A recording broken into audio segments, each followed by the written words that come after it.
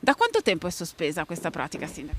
Ma questa pratica è sospesa da quando con la riforma del Rio le province hanno subito un taglio. All'epoca la provincia aveva ottenuto anche un finanziamento che però poi alla fine non ha portato mai il progetto a termine. Abbiamo riproposto questo problema per trovare una soluzione a questa strozzatura che frena un po' lo sviluppo anche di tutta la valle, non solo nostra ma anche della Val d'Aveto e anche dell'Alta Val di Vara. Il vecchio progetto cosa prevedeva?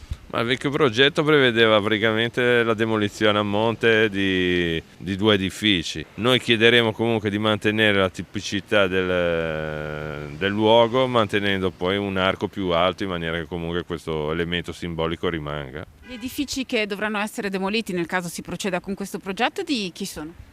Ma uno è di proprietà del comune e gli altri sono di privati, però sono edifici abbandonati. L'inverno non è ancora finito, ma ovviamente questa è una strada che poi viene percorsa da centinaia, migliaia di macchine. Attualmente com'è il suo stato di salute? Avete delle altre richieste da formulare ad ANAS perché la strada sia effettivamente sicura e ben percorribile?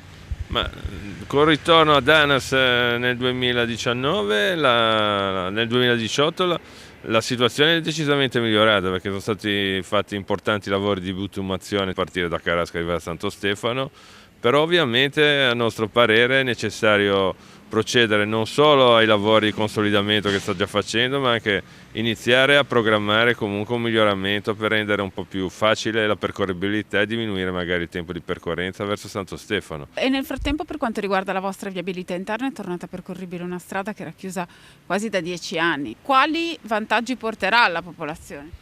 Sì, questa è una grande soddisfazione per me perché nel 2014 purtroppo l'alluvione distrusse un tratto della strada Bocco-Sacchetto. In questi giorni stanno facendo il collaudo dell'opera, per cui probabilmente ai primi di marzo riapriremo la viabilità.